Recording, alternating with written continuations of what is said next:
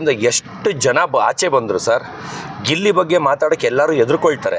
ಏನಕ್ಕೆ ಅಂದರೆ ಅವ್ರು ಆಚೆ ಬಂದು ನೋಡ್ಬಿಟ್ಟು ಜನಗಳದ್ದು ಕಮೆಂಟು ಅದು ಇದು ನೋಡ್ಬಿಟ್ಟು ಅವ್ರ ಬಗ್ಗೆ ಪಾಸಿಟಿವ್ ಹೇಳ್ತಾರೆ. ಒಳಗಡೆ ಇಷ್ಟ ಇಲ್ಲದೆ ಇದ್ರೂ ಪಾಸಿಟಿವ್ ಹೇಳ್ತಾರೆ. ಅದು ನನಗೆ ಬಕೆಟ್ ಹಿಡ್ದಂಗೆ. ಆದರೆ ನಂದಂಗಲ್ಲ, ಇರೋದು ಹಿಂಗೆ. ನಾನು ಒಳಗಡೆ ಏನು ನೋಡಿದೆ ಅದನ್ನು ಮಾತ್ರ ನಾನು ಹೇಳ್ತಾ ಇರೋದು. ಯಾಕಂದರೆ ನನಗೆ ಒಂದು ಕಲ್ಚರ್ ಮನುಷ್ಯ ಅಂದರೆ ತುಂಬ ಪ್ರಾಣನೇ ಕೊಟ್ಬಿಡ್ತೀನಿ, ಇಷ್ಟಪಡ್ತೀನಿ. ಒಂದು ಕಲ್ಚರ್ಲೆಸ್ಸು, ಒಂದು ಸೋಂಬೇರಿ. ಇವಾಗ ನೋಡಿ ಅವರು ಇದಾಗಿದ್ದಾರೆ, ಏನು ಕ್ಯಾಪ್ಟನ್ ಆಗಿದ್ದಾರೆ. ಅವ್ರು ಅದಕ್ಕಿಂತ ಮುಂಚೆ ಬೇರೆಯವ್ರು ಆದಾಗ ಒಂದು ಕೆಲಸ ಮನೇಲಿ ಮಾಡ್ತಾ ಇರಲಿಲ್ಲ. ಅಂದರೆ ಮೈಗಳನ್ನ ಥರ ತಪ್ಸ್ಕೊಂಡು ಓಡಾಡೋರು. ಇವಾಗ ನೋಡಿ ಅವರು ಎಷ್ಟು ಚೀಪ್ ಅಂತ ಅದರಲ್ಲೇ ಗೊತ್ತಾಗುತ್ತೆ. ಬರೀ ಅಶ್ವಿನಿ ಗೌಡ ಅವ್ರು ನಿನ್ನೆ ರಾತ್ರಿ ಕೆಲಸ ಮಾಡಿಲ್ಲ ಅಂದ್ಬಿಟ್ಟು ಲೋಟ ಬಡಿಯೋದು, ರಾತ್ರಿ ಎಲ್ಲ ಇವ್ನು ನಿದ್ದೆ ಕೆಟ್ಟು, ಅಂದರೆ ಎಷ್ಟು ಕಂತ್ರಿ ಕಚ್ಚಡ ಬುದ್ಧಿ ಅಂತ ಅದರಲ್ಲೇ ನಿಮ್ಗೆ ಅರ್ಥ ಆಗುತ್ತೆ. ಅದನ್ನು ನಾನು ಹೇಳಿದ್ರೆ ನಿಮ್ಗೆ ಅರ್ಥ ಆಗಲ್ಲ. ಈಗ ಈ ನಡುವೆ ತೋರಿಸ್ತಾ ಇರೋದ್ರಲ್ಲಿ ಒಂದು ರಿಯಲ್ ಕ್ಯಾರೆಕ್ಟರ್ ತೋರಿಸ್ತಾವ್ರೆ. ಅದಕ್ಕಿಂತ ಮುಂಚೆ ಎಲ್ಲ ನಿಮಗೆ ಬರೀ ಕಾಮಿಡಿ ತೋರಿಸ್ಕೊಂಡು ನಿಮ್ಮನ್ನ ಜನ ಸಂಪಾದನೆ ಮಾಡಿಸಿಸ್ಬಿಟ್ರು. ಇವಾಗ ನೋಡಿ ಅವನ ಬಗ್ಗೆ ಬರೀ ಬ್ಯಾಡ್ ಆಗಿ ನೆಗೆಟಿವ್ ಆಗೇ ತೋರಿಸ್ತಾ ಇದ್ದಾರೆ. ಇವಾಗ ನಿನ್ನೆ ನೋಡಿ ಅವನು ಲೋಟ ಹೊಡೆದಿದ್ದು ಎಂಥವನಿಗೆ ಆಗಲಿ ಎತ್ತು ಹೊಡೆದು ಬಿಡೋಣ ಅಂತ ಅನ್ಸಲ್ವಾ? ಆ ಲೆಕ್ಕಕ್ಕೆ ಟಾರ್ಚರ್ ಮನುಷ್ಯ ನಾನು ಲೈಫಲ್ಲಿ ನೋಡಿಲ್ಲ. ಅದಕ್ಕೆ ನಾನು ಹೇಳೋದು, ಯಾರ ಅವ್ರನ್ನ ಕಟ್ಕೊಂಡ್ರೆ 6 ತಿಂಗಳಲ್ಲ 3 ತಿಂಗಳಲ್ಲಿ ಡೈವರ್ಸ್ ಆಗಿಬಿಡುತ್ತೆ. ಪಾರ್ಟಿ ಕೊಟ್ರಿ ಮಗಂದು, ಏನಂದ್ರು, ಏನು ರೆಸ್ಪಾನ್ಸ್ ಇತ್ತು ಅಂತ? ಸರ್, ಅದು ತುಂಬ ರೆಸ್ಪಾನ್ಸ್ ಬಂತು. ಅಂದರೆ ಬಂದವ್ರಿಗೆ ನಾನು ಸರಿಗೆ ನೋಡ್ಕೊಳಕ್ಕಾಗಲಿಲ್ಲ. ಯಾಕಂದರೆ ನಾನು ತುಂಬ ಬ್ಯುಸಿ ಇದ್ದೆ ಅವತ್ತು. ಒಂದು 200 ಚಿಲ್ಲರೆ ಜನ ಬಂದುಬಿಟ್ಟಿದ್ರು. ಅದರಿಂದ ನಾನು ಯಾರನ್ನೂ ಕೇರ್ ತೊಗೊಳಕ್ಕಾಗಲಿಲ್ಲ. ಅದಕ್ಕೋಸ್ಕರ ಇವಾಗೊಂದು ಅವ್ರಿಗೆಲ್ಲ ಸಾರಿ ಕೇಳೋಣ ಅಂತ, ಪ್ಲಸ್ ಸ್ವಲ್ಪ ಜನ ಬಂದು ಅವತ್ತೇ ಇನ್ನೊಂದು ಕಡೆ ಫಂಕ್ಷನ್ ಕೊಟ್ಟೋಗ್ಬಿಟ್ಟಿದ್ರು. ಅಂದರೆ ಒಂದು 100 ಜನ ಮಿಸ್ ಆಗಿದ್ರು ಅವತ್ತು. ಆ 100 ಜನ ಮಿಸ್ ಆಗಿರೋರಿಗೆ, ಪ್ಲಸ್ ಇಲ್ಲಿ ನನಗೆ ಯಾರು ತುಂಬ ಬೇಕಾದವರು ಅವ್ರಿಗೆ ನಾನು ಚೆನ್ನಾಗಿ ಕೇರ್ ಮಾಡೋಕ್ಕಾಗಲಿಲ್ಲ. ಅಂದರೆ ಒಂದು ಊಟ ತಿಂಡಿ ಎಣ್ಣೆ ಎಲ್ಲ ಇತ್ತು, ಆದರೆ ಒಂದು ಆತ್ಮೀಯತೆಯಿಂದ ಮಾತಾಡೋದು ಇರಲಿಲ್ಲ. ಆ ಕಾರಣಕ್ಕೋಸ್ಕರ ಒಂದು ಸಾರಿ ಕೇಳೋಕ್ಕೋಸ್ಕರ ಎಲ್ಲರಿಗೂ ಅವ್ರು ಸರಿಗೆ ನೋಡ್ಕೊಳ್ಳಲಿಲ್ಲ. ಅದರಿಂದ ಯಾರು ದಯವಿಟ್ಟು ತಪ್ಪು ತಿಳ್ಕೊಬೇಡಿ ಅಂತ ಸಾರಿ ಕೇಳೋಕ್ಕೆ ಒಂದು ಪಾರ್ಟಿ ಅರೇಂಜ್ ಮಾಡ್ತಾ ಇದ್ದೀನಿ. ಅದೀಗ ನ್ಯೂ ಇಯರ್ ಎಲ್ಲ ಕಂಟಿನ್ಯೂಸ್ ಬ್ಯುಸಿ ಇರೋದ್ರಿಂದ ನಾನು 10th ಆದಮೇಲೆ ಇಟ್ಕೊಳ್ತಾ ಇದ್ದೀನಿ ಅದನ್ನು, ಸಾರಿ ಪಾರ್ಟಿ ಅಂತ. ಆಮೇಲೆ ಇದನ್ನು ಎಲ್ಲರೂ ಏನು ಇವ್ನಿಗೆ ದುಡ್ಡು ಜಾಸ್ತಿ ಆಗಿದೆಯಾ, ತಿಕಾಕಾಂಚಲಿ ಪಾರ್ಟಿನ, ತಿಕಾಕೊಪ್ ಪಾರ್ಟಿನ ಅಂತ ಅನ್ಕೋಬೇಡಿ. ಯಾಕಂದರೆ ಸಬ್ ಟೈಟಲ್ ಬಂದು ತಿಕಾಕೊಪ್ ಪಾರ್ಟಿ ಅಂತ ಹಾಕಿದ್ದೀನಿ. ಆಮೇಲೆ ಅದನ್ನು ದಯವಿಟ್ಟು ಯಾರೂ ತಪ್ಪು ತಿಳ್ಕೊಬೇಡಿ. ಕಾರಣ ಏನಂದರೆ, ಏನು ಇವನು ಬ್ಯಾಕ್ ಟು ಬ್ಯಾಕ್ ಇಷ್ಟೊಂದು ಮಾಡ್ತಾ ಇದ್ದಾನಲ್ಲ ಅಂತ. ಆದರೆ ಅದು ಉರ್ಕೊಂಡು ಸಾಯೋರ್ಗೇನು ಬೇಕಾದ್ರೆ ಅವ್ರಿಗೆ ಒಂದು ಹೊಸ ರೀಲ್ ಮಾಡೋಕ್ಕೆ ಅವ್ರಿಗೆ ಒಂದು ಏನು ಕಂಟೆಂಟ್ ಕೊಟ್ಟಂಗೆ ಆಗುತ್ತೆ. ಅದರಿಂದನೂ ಉರ್ಕೊಂಡು ಇನ್ನೂ ಜಾಸ್ತಿ ಚೆನ್ನಾಗಿ ಬೈರಿ ನನಗೆ. ಇದೇ ಕ್ವಶನ್ ಕೇಳೋಣ ಅಂದ್ಕೊಂಡೆ. ಸಾರಿ ಪಾರ್ಟಿ ಅಂದರೆ ನೀಟಾಗಿ ಟ್ರೀಟ್ ಮಾಡಲಿಲ್ಲ, ಅದಕ್ಕೆ ಸಾರಿ ಕೇಳ್ತೀನಿ ಅಂತ. ಹೌದು. ಬಟ್ ಬರೀ ಸಾರಿ ಕೇಳೋ ಉದ್ದೇಶ ಅಷ್ಟೇನಾ, ಅಥವಾ ಉರ್ಸೋ ಉದ್ದೇಶನೂ ಇದೆಯಾ? ಇಲ್ಲ, ಉರ್ಸೋ ಉದ್ದೇಶ ಇಲ್ಲ. ಉರ್ಕೊಂಡು ಸಾಯೋರಿಗೆ ಒಂದು ಕಂಟೆಂಟ್ ಸಿಕ್ದಂಗೆ ಆಗುತ್ತೆ. ಯಾಕಂದರೆ ಈಗ ನೋಡಿ, ಫೇಲ್ ಆಗಿದೆ ನನ್ನ ಮಗ ಅಂತ ಪಾರ್ಟಿ ಮಾಡಿದ್ಕೆ ಎಲ್ಲರೂ ಏನಂತ ಹೇಳಿದ್ರು, ಎಂಥ ಅಪ್ಪ ಇವನು ಅಂತ ಬೈತಾರೆ ಅಂತ ಸ್ವಲ್ಪ ಜನ ಅಂದ್ಕೊಂಡಿದ್ರು. ಆದರೆ ಎಲ್ಲ ನೋಡಿದ್ರೆ ಒಂದು ಸೂಸೈಡ್ ಮಾಡ್ಕೊಂಡ್ಬಿಡ್ತಾರೆ, ಮಕ್ಕಳು ಮನೆ ಬಿಟ್ಟು ಹೋಗ್ಬಿಡ್ತಾರೆ, ಮನೇಲಿ ಹೊಡಿತಾರೆ ಫೇಲ್ ಆದರೆ ಅಂತ ಬೈದಿಂದ. ಆ ಥರ ಒಂದು ಸಮಾಜಕ್ಕೆ ಒಳ್ಳೆ ಸುದ್ದಿ ಕೊಟ್ಟೆ ಅಂತ ಬೇಷ್ ಅನ್ನೋ ಥರ ಕ್ಲಿಕ್ ಆಯ್ತು. ಅದು ನೀವೇ ನೋಡ್ತಾ ಇದ್ರೆ ಎಷ್ಟು ವೈರಲ್ ಆಯಿತು. ಅದು ಫುಲ್ಲು ಪಾಸಿಟಿವ್ ಆಗಿ ಬಂತು. ಅಂದರೆ ಅದರಿಂದ ಜನ ತುಂಬ ಉರ್ಕೊಂಡಿದ್ದಾರೆ. ಆ ಉರ್ಕೊಂಡಿರೋರಿಗೆ ಇನ್ನೊಂದು ಕಂಟೆಂಟ್ ಕೊಡೋಣ ಅಂತ ಒಂದು ಸಾರಿ ಪಾರ್ಟಿ ಅಂತ ಮಾಡ್ತಾಯಿದ್ದೀನಿ. ಬ್ರಾಕೆಟಲ್ಲಿ ಕೊಬ್ಬಾಗಿ ಕೊಡ್ತಾ ಇರೋ ಪಾರ್ಟಿ ಅಂತ. ಯಾಕಂದರೆ ಏನಪ್ಪ ಇವನು ದುಡ್ಡು ಜಾಸ್ತಿ ಆಗಿದೆಯಾ, 3 ದಿವಸಕ್ಕೂ ಹಿಂಗೆ ಪಾರ್ಟಿ 300 ಜನಕ್ಕೆ ಕರೆದು ಎಣ್ಣೆ ಊಟ ಕೊಡಿಸ್ತಾನೆ, ನಾವೆಲ್ಲ ಇವನ್ನ ತುಳಿಯಕ್ಕೆ ನೋಡ್ತಾ ಇದ್ದೀವಿ, ಇವ್ನು ನೋಡಿದ್ರೆ ಮೇಲಕ್ಕೆ ಬೆಳ್ಕೊಂಡು ಹೋಯ್ತಾನೇ ಇದ್ದಾನಲ್ಲ, ಆ ಥರ ಎಲ್ಲ ಅಂದ್ಕೊಳ್ತಾ ಇದ್ದಾರೆ. ಆ ಥರ ಅಂದ್ಕೊಳ್ಳೋರಿಗೆ ಒಂದು ಕಂಟೆಂಟು, ಇನ್ನೂ ಉರ್ಕೊಂಡು ಸಾಯೋರಿಗೆ ಇನ್ನೂ ದೊಡ್ಡ ಮಟ್ಟದಲ್ಲಿ ಇನ್ನೂ ಒಂದು 5-6 ಮಾಡ್ತಾ ಇದ್ದೀನಿ. ಎಷ್ಟು ಉರ್ಕೊಂತಾರೆ ಉರ್ಕೊಂಡು ನನ್ನ ಟ್ರೋಲ್ ಮಾಡ್ತಾರ್ರಿ. ಅದರಿಂದ ನಾನು ಇನ್ನೂ ಮೇಲೆ ಬೆಳಿತಾನೇ ಇರ್ತೀನಿ. ಸರ್, ಈಗ ನಿಮ್ಮನ್ನು ಟ್ರೋಲ್ ಮಾಡ್ತಾವ್ರೆ. ಅದೇ ಥರ ಇವಾಗ ಏನಾಗಿದೆ, ಬಿಗ್ ಬಾಸ್ ಇಂದ ಈಗ ಹೊರಗಡೆ ಬಂದರು ಮಾಳು ಅವರು. ಹೌದು, ಮಾಳು ಅವರು ಒಂದು ಹೇಳಿಕೆ ಕೊಟ್ಟಿದ್ದಾರೆ, ಸಿಕ್ಕಾಪಟ್ಟೆ ವೈರಲ್ ಆಗ್ತದೆ. ಏನಪ್ಪ ಅಂತಂದರೆ, ನಾನೇ ಗೆಲ್ಲಬೇಕಿತ್ತು, ಅಲ್ಲಿ ನಾನು ಇರ್ತೀನಿ ಅಂತ ಅಂದ್ಕೊಂಡಿದ್ದೆ, ನಾನು ಈ ಥರ ಬೇಗ ಬರ್ತೀನಿ ಅಂತ ಅಂದ್ಕೊಂಡಿರಲಿಲ್ಲ. ಈಗ ಗಿಲ್ಲಿ ಬಗ್ಗೆ ಮಾತಾಡ್ತಾರೆ. ಹೌದು, ಗಿಲ್ಲಿ ಏನು ಮಾಡಿದ್ದಾನೆ ಅಂತದ್ದು. ಸೊ ನಾನು ಗೆಲ್ಲಬೇಕಿತ್ತು ತಕ್ಷಣ. ಇಲ್ಲ, ಅದು ಏನು ಕಾರಣ ಅಂದರೆ ಸರ್, ಅಲ್ಲಿ ನಮಗೆ ಗೊತ್ತಿಲ್ಲ. ಅಂದರೆ ಬಿಗ್ ಬಾಸಲ್ಲಿ ಒಳ್ಳೆಯವರಾಗಿರ್ಬೇಕಾ ಕೆಟ್ಟವರಾಗಿರ್ಬೇಕಾ, ಮನೆಯೊಳಗೆ ಯಾರು ಸೀಕ್ರೆಟ್ ಬಿಟ್ಕೊಡಲ್ಲ. ಯಾಕಂದರೆ ಅವರು ಏನು ನಮಗೇನು ಹೇಳ್ಕೊಡಲ್ಲ, ಹಿಂಗಿರಬೇಕು ಹಂಗಿರಬೇಕು ಅಂತ. ಅಂದರೆ ಅಲ್ಲಿ ಒಳ್ಳೆಯವ್ರಿಗೆ ಉಳಿಗಾಲ ಇಲ್ಲ.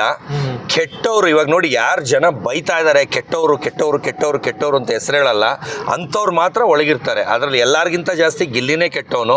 ಅವನೇ ಈಗ ಟಾಪಲ್ಲಿದ್ದಾನೆ. ಅಲ್ಲಿ ಕೆಟ್ಟವ್ರಿಗೆ ವಿನ್ ಆಗೋದು, ಕೆಟ್ಟವರೇ ಮರ್ಯಾದೆ ಕೊಡೋದು, ಕೆಟ್ಟವ್ರನ್ನೇ ಜನ ಇಷ್ಟಪಡೋದು, ಒಳ್ಳೆಯವ್ರನ್ನ ಯಾರೂ ಇಷ್ಟಪಡಲ್ಲ. ಮಾಳು ಬಂದು ಎಷ್ಟು ಒಳ್ಳೆಯವರು, ಮನೇಲಿ ಎಷ್ಟು ಜೆಂಟ್ಲ್ಮ್ಯಾನ್ ಅಂದರೆ ಒಂದು ಅಟ್ಯಾಚ್ಮೆಂಟು, ಫೀಲಿಂಗ್ಸು ಅದೆಲ್ಲ. ಆದರೆ ಮಾತಾಡೋದು ಒಂಚೂರು ಸೈಲೆಂಟ್ ಇರ್ಬೋದು, ಆದರೆ ಒಳ್ಳೆ ಗುಣ ಇಲ್ಲಿ ನಡೆಯಲ್ಲ. ಇವಾಗ ನೋಡಿ, ಸ್ಪಂದನ ಅವರು ಎಲ್ಲರಿಗಿಂತ ದೇವ್ರಂಥವ್ರು. ಅವ್ರನ್ನ ಈಗ ನೆಕ್ಸ್ಟ್ ವಾರದಲ್ಲಿ ಕಿತ್ತು ಬಿಸಾಕ್ಬಿಡ್ತಾರೆ. ಅಂದರೆ ಒಳ್ಳೆಯವ್ರಿಗೆ ಉಳಿಗಾಲ ಇಲ್ಲ, 3 ಬಿಟ್ಟವ್ರಿಗೆ ಉಳಿಗಾಲ ಅಲ್ಲಿ. ಸರ್, ಹಾಗಂದ್ರೆ ಈಗ ನಿಮ್ಮನ್ನು ಜನ ಇಷ್ಟಪಟ್ಟಿದ್ದಾರೆ. ಸೊ ನಿಮ್ಮನ್ನು ಯಾವ ಗ್ರೂಪಿಗೆ ಸೇರಿಸ್ಕೋಬೋದು? ಅಲ್ಲ ಅವ್ರವ್ರ ಇಷ್ಟ ಸರ್. ನಾನು ಯಾರಿಗೂ ತಲೆ ಕೆಡಿಸ್ಕೊಳ್ಳೋದು, ನಾನು ಯಾರಿಗೂ ಬೇಡ್ಕೊಳ್ಳೋದು ಇಲ್ಲ. ನಾನು ಒಳ್ಳೆಯವನು ಅಂತಲೂ ಹೇಳಲ್ಲ, ಏನೂ ಅಲ್ಲ. ಅವ್ರವ್ರ ಇಷ್ಟ ಸರ್. ಸರ್ ಈಗ ನನಗೆ ಬೈಯೋರು, ಈಗ ಮೊನ್ನೆ ನೋಡಿ, ಈಗ ಒಬ್ಬರು ಯಾರೋ ನನ್ನ ಬಗ್ಗೆ ಕೆಟ್ಟದಾಗಿ ಮಾಡ್ತಿದ್ದಾರೆ, ಅವ್ರಿಗೆ ಕೆಟ್ಟದಾಗಿ. ಆದರೆ ನನಗೆ ಅವರಿಂದ ಒಳ್ಳೇದಾಗ್ತಾ ಇದೆ, ಅವರಿಂದ ಫಾಲೋವರ್ಸ್ ಜಾಸ್ತಿ ಆಗ್ತಾಯಿದ್ದಾರೆ, ಅವರಿಂದ ನನಗೆ ಇನ್ಕಮ್ ಜಾಸ್ತಿ ಆಗ್ತಾ ಇದೆ. ಅವ್ರನ್ನ ಯಾರು ಇಂಟರ್ವ್ಯೂ ಮಾಡ್ತಾರೆ ಅವ್ರು ನನಗೆ ಕಾಲ್ ಮಾಡಿದರು. ಆದರೆ ಅವ್ರಿಗೆ ಮುಖ ನೋಡಿಲ್ಲ, ಇನ್ನೂ ಸಿಕ್ಕಿಲ್ಲ ಫೇಸ್ ಟು ಫೇಸ್. ಅವ್ರು ನನಗೆ ಕಾಲ್ ಮಾಡಿಬಿಟ್ಟು, ಸರ್ ಅವ್ರು ಹಿಂಗೆ ನಿಮಗೆ ಬೈತಾ ಇದ್ದಾರೆ, ನಿಮಗೆ ಬೇಜಾರಾಗಲ್ವಾ ಅಂತ ಕೇಳಿದ್ರು. ನಾನು ಅದಕ್ಕೆ ಒಂದೇ ಮಾತು ಹೇಳಿದೆ, ಸರ್ ಏನಕ್ಕೆ ಬೇಜಾರಾಗ ಸರ್, ಪಾಪ ಅವ್ರಿಗೆ ಹಳೇದು ಮಾಡಿ ಕಂಟೆಂಟ್ ಬೋರ್ ಆಗಿಬಿಟ್ಟಿತ್ತು, ಅದಕ್ಕೆ ಇವಾಗ ನನ್ನ ಮಗಂದು ಫೇಲ್ ಪಾರ್ಟಿ ಮಾಡಿಬಿಟ್ಟು ಹೊಸ ಕಂಟೆಂಟ್ ಕೊಟ್ಟಿದ್ದೀನಿ ಸರ್, ನೀವು ಹೋಗ್ಬಿಟ್ಟು ಎಂಥ ಬೋಳಿ ಮಗ ಅಪ್ಪ ಅಂತ ಹೇಳ್ಬಿಟ್ಟು ಮಾಡಿಸಿ ಸರ್ ಅಂದೆ. ಅವರು ಶಾಕು, ಇದೇನಿದು ಉಲ್ಟಾ ಅವ್ರಿಗೆ ಬೈದ್ಬಿಟ್ಟು ನನಗೆ ಅವ್ರಿಗೆ ಜಗಳ ತಂದಿಕ್ಕಕ್ಕೆ ನೋಡಿದ್ರು. ನಾನು ಇಲ್ಲ ಸರ್, ಅವ್ರ ಕಂಡ್ರೆ ತುಂಬ ಗೌರವ ಇದೆ, ತುಂಬ ಸಖತ್ತಾಗಿ ಮಾಡ್ತಾ ಇದ್ದಾರೆ ರೀಲು, ಹಂಗೆ ಅಂತ ಹೊಗಳಿದೆ. ಅದು ಹಾರ್ಟ್ಲಿ ಹೊಗಳಿದೆ. ಯಾಕಂದರೆ ನನಗೆ ಅವ್ರೇನು ದುಶ್ಮನಲ್ಲ, ಇಬ್ಬರು ಫೇಸ್ ಟು ಫೇಸ್ ಒಂದಿನೂ ನೋಡಿಲ್ಲ, ಒಂದಿನೂ ಮಾತಾಡಿಲ್ಲ. ಅವ್ರ ನಂಬರು ಇಲ್ಲ. ಅವ್ರ ನಂಬರ್ ಇದ್ದಿದ್ರೆ ನನ್ನ ಮಗಂದು ಫೇಲ್ ಪಾರ್ಟಿಗೆ ಕರೆದು ಅಲ್ಲೇ ರೀಲ್ಸ್ ಮಾಡಿಸ್ಬಿಡ್ತಿದ್ದೆ, ಬೈರಿ ಎಂಥ ಬೋಳಿ ಮಗ ಅಪ್ಪ ಅಂತ ಅಲ್ಲೇ ಬೈರಿ ಅಂತ ಅವ್ರಿಗೆ ಹೇಳ್ಕೊಟ್ಬಿಡ್ತಿದ್ದೆ. ಆ ಥರ ಕ್ಯಾರೆಕ್ಟ್ರು ನನ್ನ ತಲೆ ಕೆಡಿಸ್ಕೊಳ್ಳೋನಲ್ಲ. ನಾನು ನೆಗೆಟಿವ್ನು ಪಾಸಿಟಿವ್ ಅಂದ್ಕೊಳ್ತೀನಿ. ಆಮೇಲೆ ನಾನು ಏನಕ್ಕೂ ತಲೆ ಕೆಡಿಸ್ಕೊಳ್ಳಲ್ಲ. ನಾನು ಯಾರಿಗೂ ಟೀ ಹೊಡೆದಿಲ್ಲ. ನನ್ನ ಶೋಕಿ ನಾನು ಮಾಡ್ಕೊಳ್ತಾ ಇದ್ದೀನಿ. ನನ್ನ ದುಡ್ಡು ನನ್ನ ಇಷ್ಟ. ಟ್ರೋಲ್ ಮಾಡೋರು ಮಾಡ್ಕೊಳ್ಳಿ, ರೀಲ್ ಮಾಡೋರು ಮಾಡ್ಕೊಳ್ಳಿ, ಅವ್ರು ಮಾಡಿದಷ್ಟು ನಾನು ಬೆಳಿತೀನಿ. ಈಗ ಕರಿಬಸಪ್ಪ ಅವರು ಮೊನ್ನೆ ಹೇಳಿದ್ದಾರೆ, ಏನಂತ ಹೇಳಿದ್ದಾರೆ, ಶಿಲ್ಬೆಗೆ ಎಷ್ಟು ಕಲ್ಲು ಸುತ್ತಿ ಹೊಡಿತಾರೆ ಅದು ಒಂದು ಆಕಾರ ಆಗಿ ಒಂದು ಫೇಮಸ್ ಆಗಿ ಇದಾಗುತ್ತೆ ಅಂತ.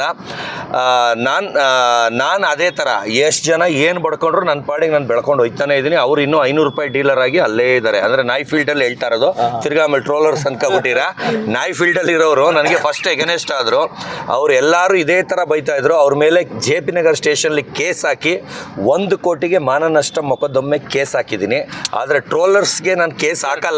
ಅವ್ರು ಎಷ್ಟಾರು ಬಡ್ಕೊಳ್ಳಿ, ಏನಾರು ಮಾಡ್ಕೊಳ್ಳಿ. ಅದಕ್ಕೆ ಅದನ್ನೇ ಅವರೇ ಪ್ರಮೋಷನ್ ಮಾಡ್ತಾ ಇರೋದು, ಅವರೇ ನಮಗೆ ಬಜಾರ್ ಆಗ್ತಾ ಇರೋದು, ಅವರಿಂದನೇ ನಾನು ಬೆಳೀತಾ ಇರೋದು. ನಾನು ಏನು ವಿಷಯಕ್ಕೂ ತಲೆ ಕೆಡಿಸ್ಕೊಳ್ಳಲ್ಲ. ಇದು ಮಿರರ್ ಅಡ್ಡ ಆಗ್ತಾ ಇದೆ. ಏನು ವಿಷಯಕ್ಕೂ ನಾನು ತಲೆ ಕೆಡಿಸ್ಕೊಳ್ಳಲ್ಲ. ನಾನು ಬೆಳೀತಾ ಇರ್ತೀನಿ. ಆಮೇಲೆ ಟ್ರೋಲರ್ಸಿಂದನೇ ಇವತ್ತು ಇಷ್ಟು ಬೆಳೆದಿರೋದು. ನ್ಯೂ ಇಯರ್ಗೆ ನನಗೆ 2 ಕಡೆ ಕರೆದಿದ್ದಾರೆ 10 ಲಕ್ಷಕ್ಕೆ. ಅಂದರೆ 2 ಇವೆಂಟು ಒಬ್ಬರೇ ನಡೆಸ್ತಾ ಇರೋದು. ಹೌಸ್ಫುಲ್ 2026 ಅಂತ ಲಲಿತ್ ಅಶೋಕಲ್ಲಿ ಎವ್ರಿ ಇಯರ್ ನಡೆಸ್ತಾ ಇದ್ರು. ಅವಾಗಲೂ ನಾನೇ ಚೀಫ್ ಗೆಸ್ಟ್ ಹೋಗ್ತಿದ್ದೆ. ಇದೆಲ್ಲ 5-6 ವರ್ಷದಿಂದನೂ ಹೋಗ್ತಾ ಇದ್ದೀನಿ. ಈ ಸಲ 5 ಲಕ್ಷ ಒಂದು ಕಡೆ, 5 ಲಕ್ಷ ಒಂದು ಕಡೆ, 2 ಸೇರಿ 10 ಲಕ್ಷ ರೂಪಾಯಿಗೆ ಹೋಗ್ತಾ ಇದ್ದೀನಿ. 2 ಕಡೆನೂ 1 ಅವರ್ ಅಟೆಂಡ್ ಮಾಡೋದು. ಯಾವ ಆ್ಯಕ್ಟರ್ಗೆ 10 ಲಕ್ಷ ಕೊಟ್ಟು ನ್ಯೂ ಇಯರ್ಗೆ ಕರೆಸಿದ್ದಾರೆ ತೋರಿಸಿ.